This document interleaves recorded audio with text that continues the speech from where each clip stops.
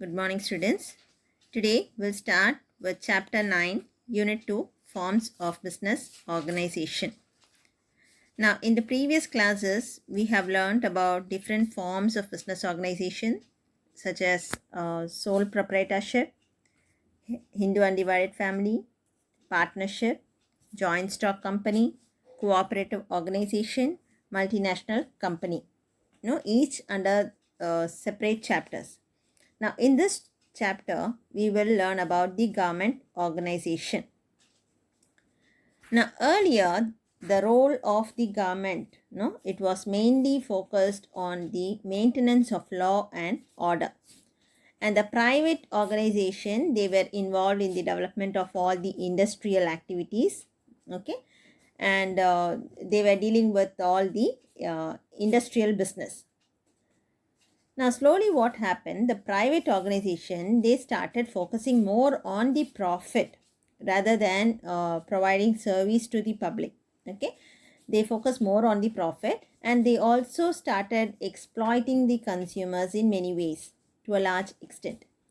And that is how the government, they started involving themselves, and they felt that it is necessary to safeguard the interest of the public and also for the development of the country. And so they started involving themselves in the industrial and commercial activities also. Now this the government, they how did they do this? They started new units, okay, industrial and commercial production they started, or they took over the units from the private organization, from the private entrepreneurs. Okay, so it came under the control of the public enterprises. Can be classified into three. First one is departmental undertaking.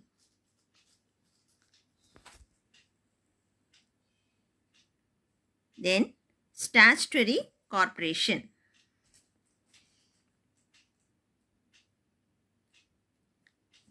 And government companies.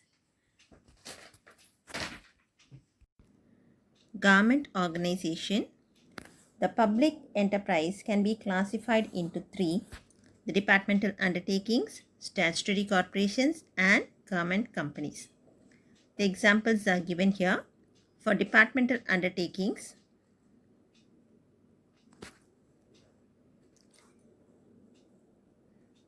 Post and Telegraph, Railways, All India Radio, Doordarshan, and Ordnance Factories. Okay. Now we'll see in detail about departmental undertakings.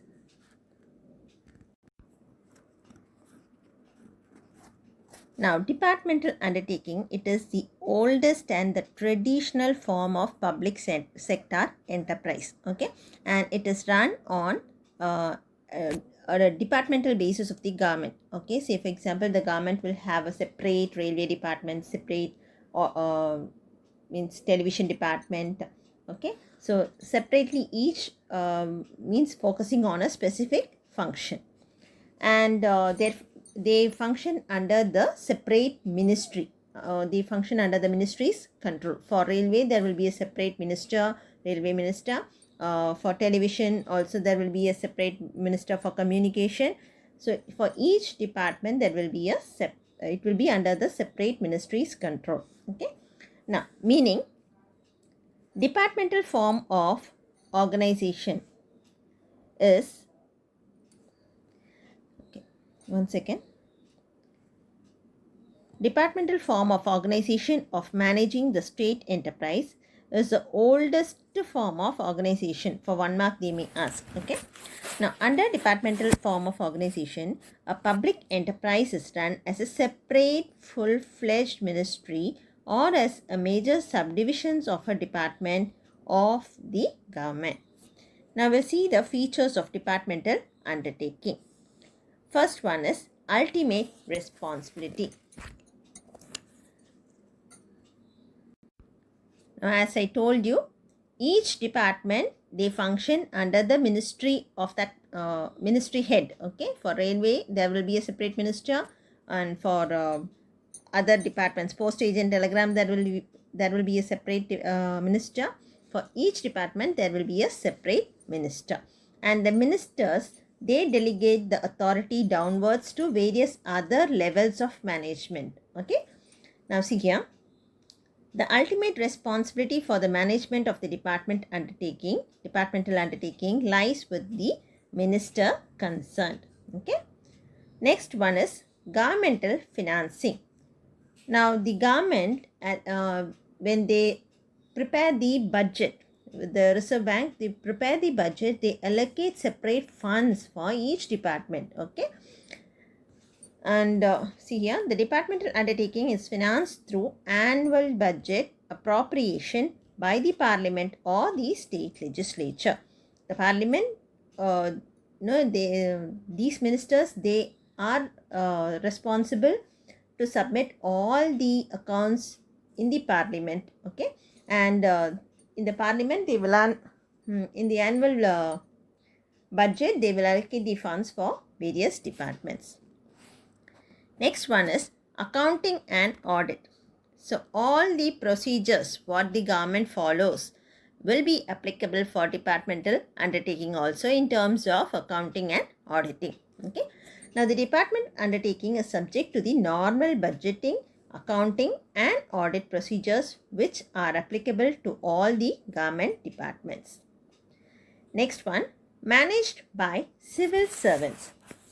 Now civil servants means the people or the employees or the staffs who are employed by the ministers of various department, who is at the top level. Okay.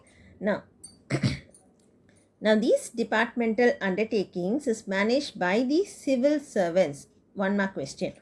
Okay, who are subject to some conditions as applicable to same service conditions as applicable to civil servants of the government. Next one, sovereign immunity. Sovereign means who are the supreme rulers. Okay. Now, no one can file a suit against the departmental undertaking unless they have consulted with the government. We don't have, the public, they don't have any rights to file a suit against these undertakings. Okay. Departmental undertakings cannot be sued anybody without the consent of the government. Next one, we'll see the advantages of departmental undertaking. First one is easy formation. It is easy to start a departmental undertaking because it is created by the administrative decisions of the government. Okay, so there is no legal formalities for the formations of the departmental undertakings. It is formed by the government itself. Next, direct control of parliament or state legislature. Now all the reports, all the accounts has to be submitted in the parliament by the ministers. Okay, so the parliament have direct control over these undertakings. The departmental undertaking is directly responsible to the parliament or to the state legislature through its overall head, that is the ministers concerned. Each ministers, they have to submit all the documents and accounts to the parliament. Okay. Next, secrecy maintained. Say for example, in case of private sector organization, okay, if all the automobile industry, all the defense industry, all that type of industries under the control of the private sector, the secrecy cannot be maintained. Sometimes the information may be leaked on to other countries. Whereas when it is under the department's control, the secrecy will be maintained to a high level. Okay, the strategic industries like defense and atomic power cannot be better managed other than the government department. So secrecy will be maintained if it is all these defense industries and defense sector and the atomic power sector, all the nuclear power sector where they produce all these missiles, defense, armies, weapons, all that industries, the secrecy will be maintained if it is under the departmental undertakings.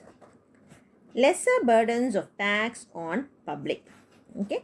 Now, all the earnings of the departmental undertakings is entirely paid to the treasuries which is maintained by the government.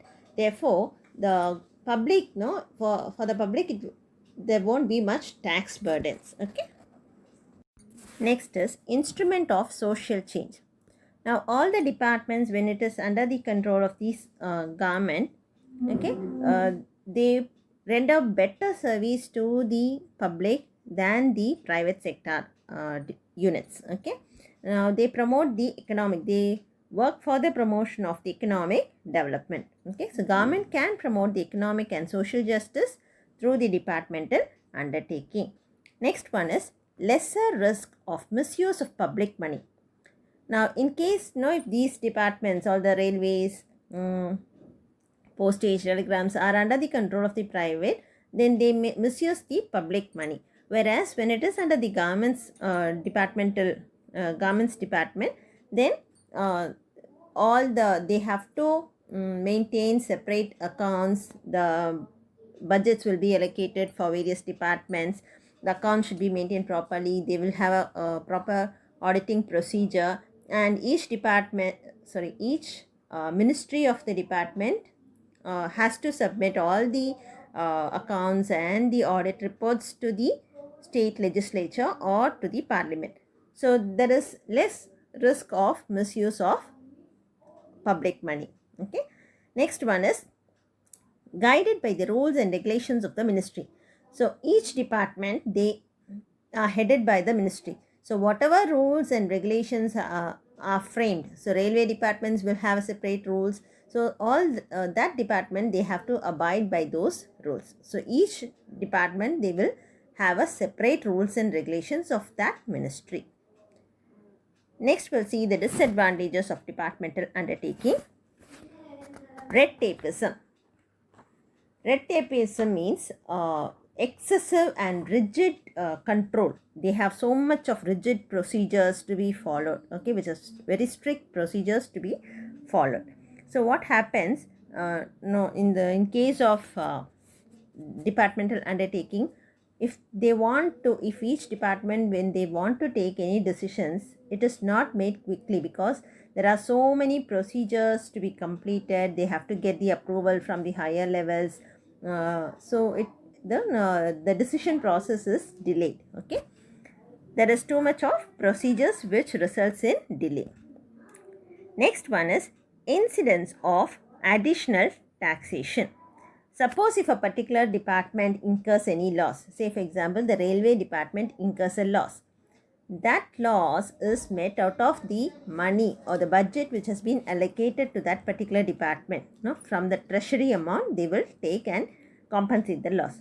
But that money, they reimburse or recover it from the public by collecting excess of fare. So in turn, all the money is imposed on the additional taxation is imposed on the public. Okay, so loss incurred by a department enterprise is made by the treasury. That particular railway department, that treasury amount they have to take to compensate that loss. Lack of competition.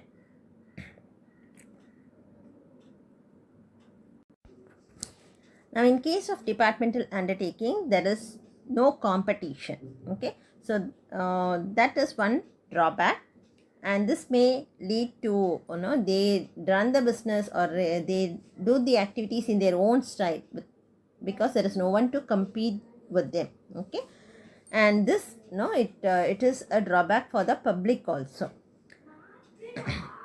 Next one is casual approach to work. Now all these officers of the departmental undertakings, they don't have a permanent posting. They are after 5 years they are transferred to some other places. So what happens, frequent transfer, they are not motivated to do their work. Okay, they develop a sense of casual approach to the work. Next, government interference. There is an exercise of government interference and control in the departmental organization. Okay. Now these departmental undertakings, they don't have the freedom to decide their own policies. Everything is under the control of the government. Okay. Next is lack of professional management and fear of criticism. Now all these civil servants who manage the departmental undertakings, they clear the exams and are given the postings. They may lack the professional management skills. They may not have much of experience. Okay, and that is one drawback. The other one is, even if they want to do something innovative in the department, they would fear of the criticism by the ministers, okay, ministries of the parliament. So they have to face so much of complications in taking a decision. Next is financial dependence. Now all these finance budget is allocated by the government. So the departmental undertakings, no, they have to depend on the government's budgetary allocation. Okay. Now we have discussed today the meaning of departmental undertaking, what are the features, what are the advantages, and what are the disadvantages. Now go through this topic fully in your textbook, okay, and learn and write the meaning of departmental undertakings, features, advantages, and disadvantages, each 5 points. Okay, whichever you feel easy, you can learn and write. Okay. Good morning, students. Continuation of chapter 9, governmental organization. Now, in the previous class, I told you the public enterprises are classified into 3. First one is departmental undertaking, statutory corporations, and government companies. Now we have learnt about the departmental undertakings in the previous class. Now we'll see the statutory corporations. The examples given here are Food Corporations of India, Industrial Finance Corporations of India, Life Insurance Corporations of India, Unit Trust of India, and State Trading Corporations. Okay. Now all these examples, they may ask for 1 mark. They will just give one Food Corporations of India. You have to categorize it as a departmental undertaking or a statutory corporation or as a government company. So just go through all the examples. Okay. Now public corporation. A public corporation is that form of public enterprise which is created as an autonomous unit by a special act of the parliament or the state legislature. That is, this public corporation, it is created by a special act of the parliament or a state legislature. They have a separate act governing them. Say for example, Life Insurance of India, it is governed by a separate act. And that act defines the objectives, rules, procedures, everything that has to be abided by that corporations. Okay. The Reserve Bank of India, it is governed by a separate act. Okay. Now the public corporation is created by a statute. It is also known as a statutory corporation. So this public corporation is created by a statute. Statute means law. It is created by law, and that is why it is called as a statutory corporation.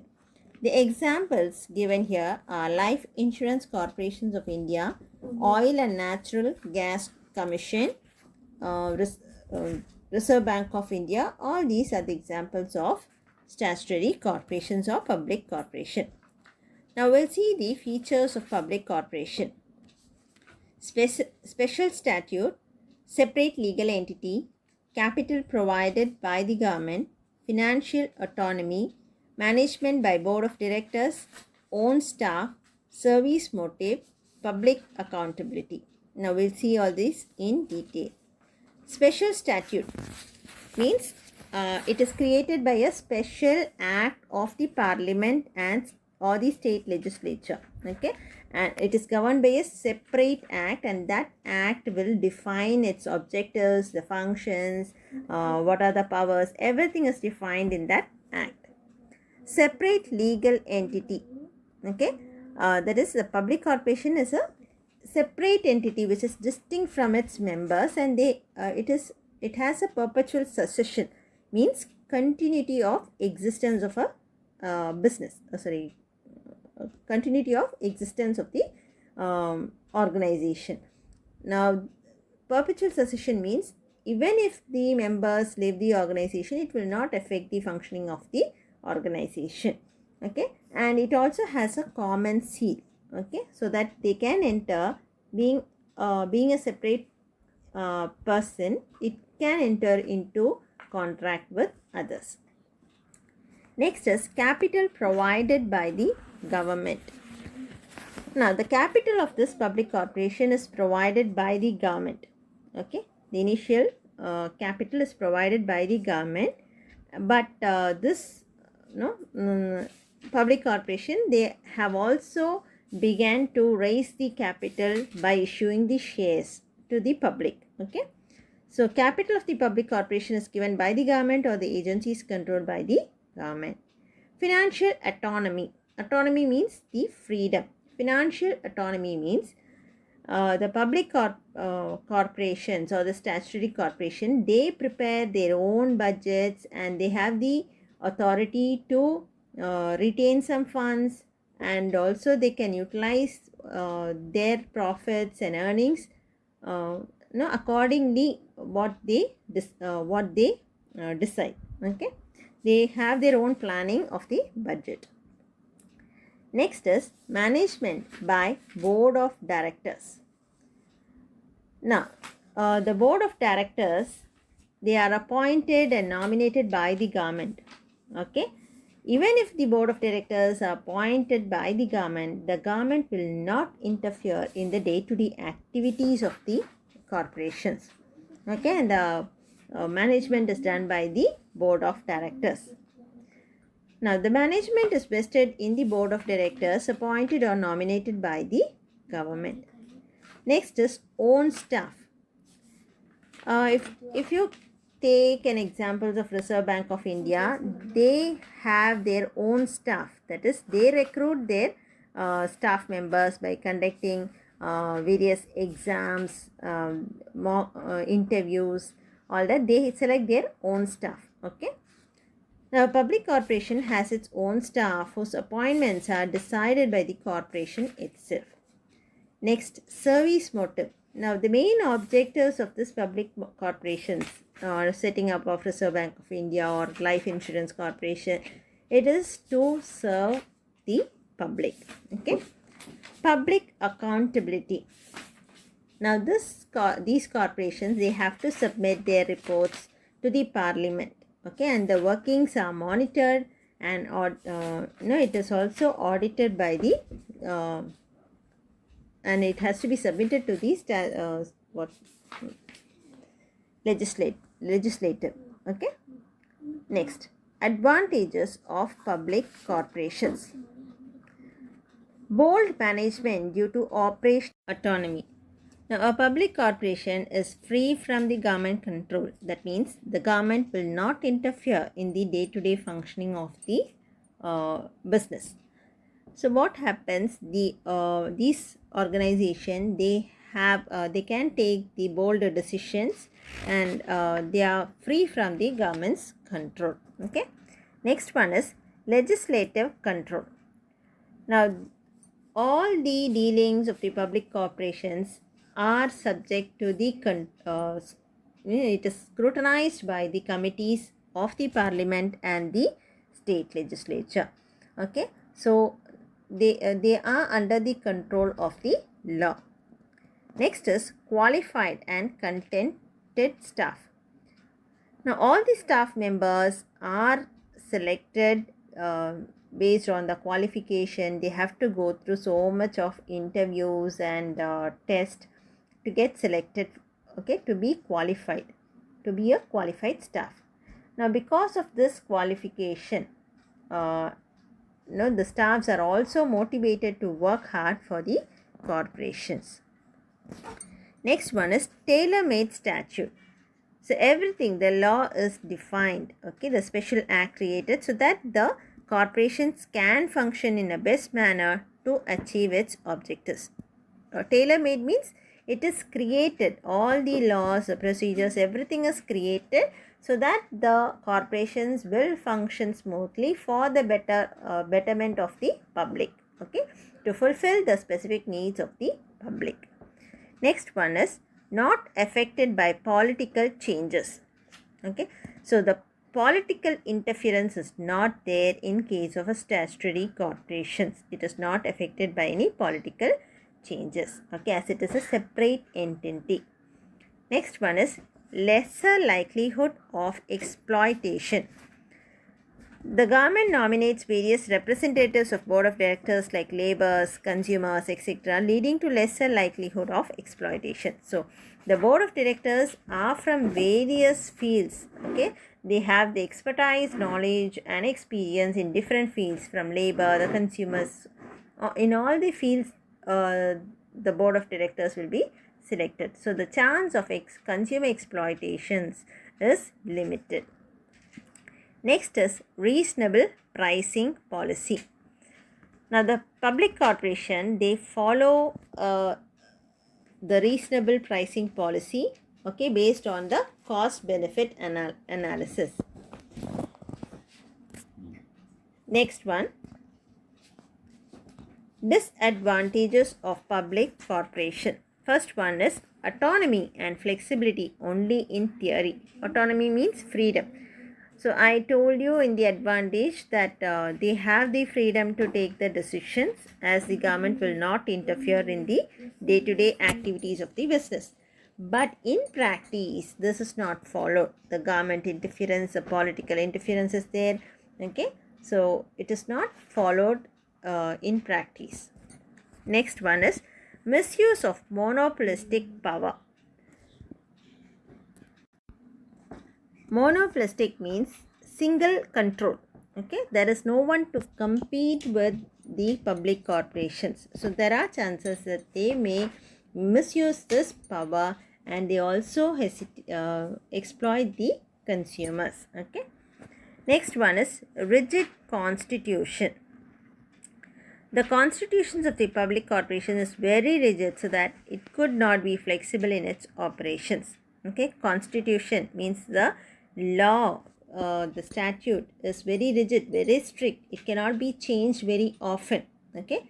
So amending the law of its formation is also a very difficult process. So hence the public corporations cannot be flexible in its operation. Next, low managerial efficiency. Now the civil servants or the staffs who are employed, after conducting various exams, after clearing various exams, conducting interviews, but they may not possess the required knowledge for the post for which they are appointed. So that is one of the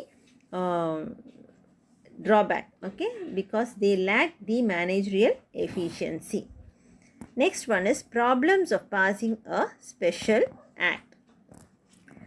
Public corporations cannot be formed without passing a special act. Hence, setting up a statutory company is very restricted. So, special act has to be passed through the legislation by the legislature, state legislature.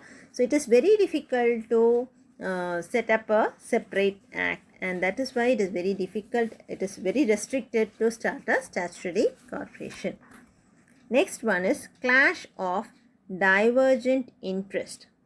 Now the board of directors are appointed from different fields, okay, so that they have they are nominated from different fields, and there may arise conflicts and difference of opinion among the board of directors, which may interrupt the functioning of the business activities. Now today we have seen the meaning of public corporation, what are the features, what are the advantages, and what are the disadvantages. So You will write the meaning, which is a 3-mark question, meaning of public corporation. Then explain any 5 features of public corporation. The explanations are given below. Okay. Then the next question is explain any 5 advantages of public corporations and also explain any 5 disadvantages of public corporation. Okay. Good morning, students. Continuation of chapter 9, governmental organization. Now, private enterprises are classified into 3: departmental undertaking, statutory corporations, and government companies. Now, in the previous class, we saw what is government departmental undertaking, what are the features, what are the advantages and disadvantages, and also what is a statutory corporation, what are the features, advantages and disadvantages. Now, in today's class, we'll see what is a government company, what are its advantages and disadvantages, and what are its features. Okay. Now, this government company is mainly established to give competition to the private sector. Now, just imagine if there is no government company, all the industries will be under the private control. Okay, private management and control, and they work only with an intention to make undue profits. Okay, and not to render service to the public, and that is why the government companies are established. Okay, now we'll see the meaning. This is very important question for 3-mark, meaning of government company or the definition of government company. Now, government company is defined under section 2 subsection 45 of the Companies Act 2013 as any company in which not less than 51% of the paid up share capital is held by the central government or by any state government or by the government or parties by the central government and partly by one or more state government, and includes a company which is subsidiary of such a government company. Okay. Now, any company which is registered under the Indian Companies Act 1956 and Indian Companies Act 2013 is a company. Okay. And a government company means any company whose paid up capital, they will have a capital, isn't it? Out of that paid up capital, 51% is acquired by the central government. One second. 51% of the paid up capital is held by the central government or by the state government or partly by the central government and partly by the state government. Okay, this is very important theory question for 3 marks. Okay, the definition of government company. So any company will have a share capital, the paid up capital. In that capital, 51% of that capital is held by the central government or by the state government or partly by the central government and the state government. And it also includes the subsidiary companies. Okay. Subsidiary company means any company which is held, which is under the control of another company. We call it as a subsidiary company. So any company which is under the control of the government also becomes a government company. Okay. Now, I told you the shares are acquired by the government. Okay. So when you acquired means purchased by the government. 51% of the shares is purchased by the government. Now, when you buy something, when you purchase something, you should buy in someone's name, isn't it? Now, how will the government buy the shares? The government, they will purchase these shares in the name of the president. Okay, the government companies, they buy these shares in the name of the president. Next, we'll see the features of government company. First one is registration under the Companies Act. Now, I told you the company is formed by the registration. Okay, any company, it should be registered. under the Companies Act 1956. Okay, so a garment company is formed through registration under the Companies Act 1956 and is subject to the provisions of this act like any other company. So they should abide by the Companies Act. Whatever rules and regulations is framed in that provisions of that act should be abided by the company. Next is executive decisions of the government. Now, the garment company is created by the government, okay, and they don't need any approval by the parliament or the state legislature. The government has created, it is created by the government, it is the decisions of the government.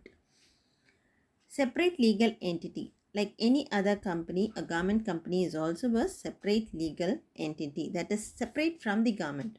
Okay, it is no, it has a distinct ownership. Okay, it is a legal entity separate from the government. Whole or majority of capital provided by the government. Now, I told you 51% of the capital of a garment company is provided either by the central government or by the state government or partly by the central government and partly by the state government. And whatever the benefit or the profits which the company gets out of the company, annual returns, it is not given to the government, it is not deposited into the treasuries of the government. Next, majority of government directors. Now, majority of the capital is invested by the government. Now, in these companies, the majorities of the capital is invested by the government. So what happens, they have the authority to appoint the directors of the company, the board of directors of the company. Own staff. The garment company, they have their own staffs. Examples of garment company is steel companies, all the steel industries. Then you have transport corporations, gas authority of India. All these are the examples of the garment company. Or coal mining industry, coal industry, steel authority, all that comes under the garment company.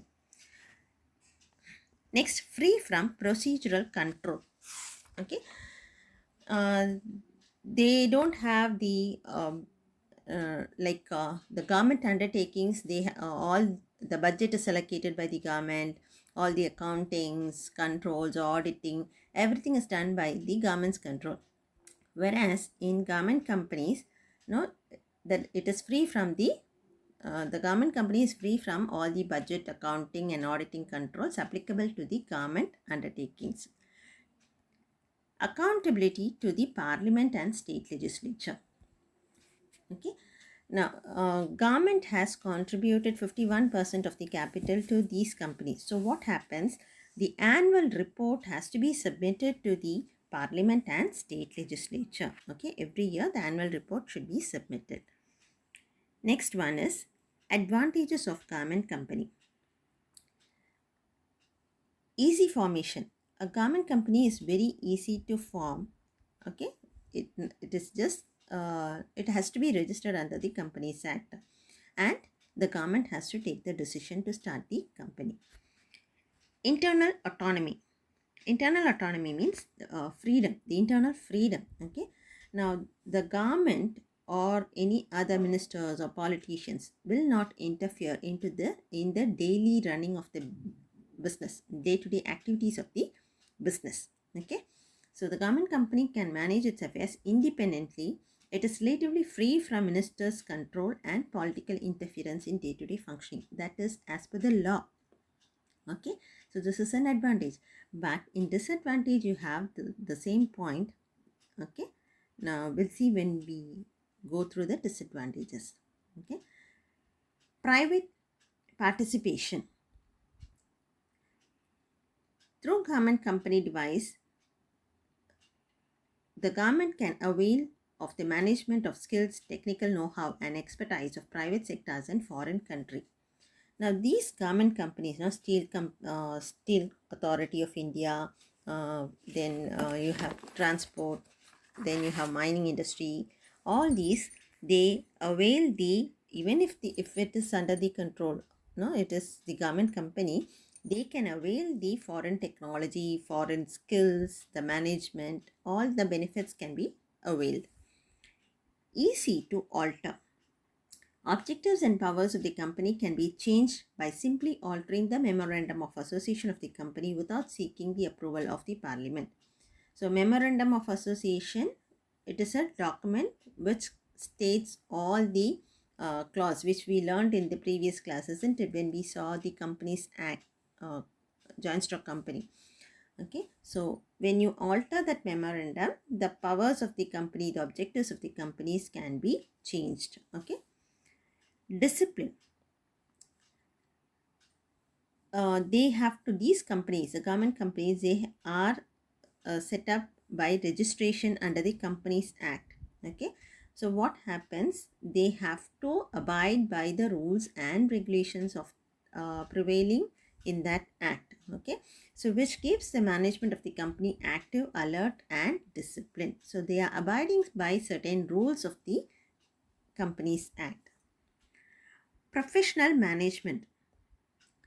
Now they can employ qualified managers depending upon the skills, ability, the experience. Okay, because they have their own policies and procedures. Next, public accountability. The annual report of the government companies is presented to the parliament and state legislature. I told you the government is investing 51% of its capital. So they are responsible to submit all the accounts and reports in the parliament. Now, we'll see what are the disadvantages of government company. Board of directors packed with yes men. Okay.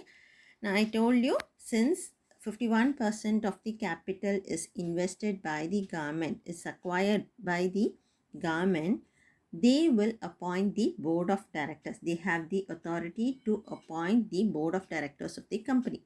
Now, the board of directors are the person who take all the major decisions of the running of the company, functioning of the company. Now, since these board members, they are appointed by the government, they may be politicians or any persons, who work for the government. So they will support the government rather than, they won't see the benefits for the company. So the decisions what they take, they just say yes to the government, okay, or the politicians, but they don't see how it is beneficial to the company. Okay, that is known as yes men.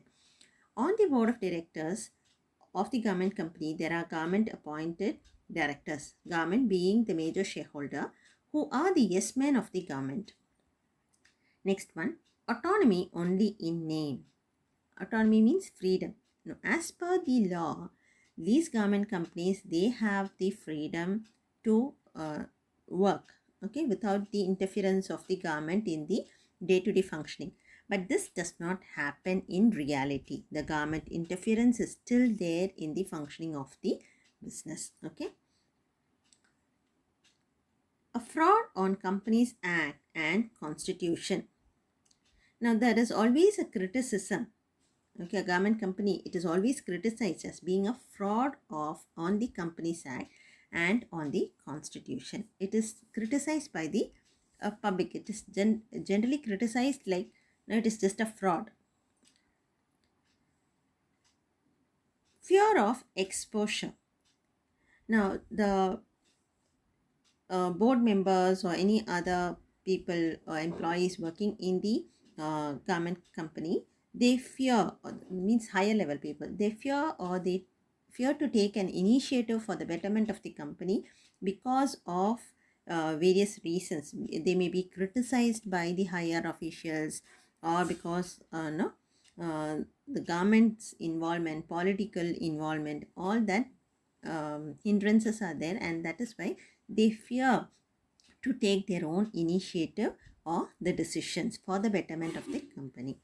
The management of the government company often gets demoralized and may not take initiative to come out with and implement something innovative. Innovative means something creative, new ideas. They fear to bring up the new ideas and creative ideas because of the fear of criticisms by the higher officials or by the politicians or uh, for various reasons.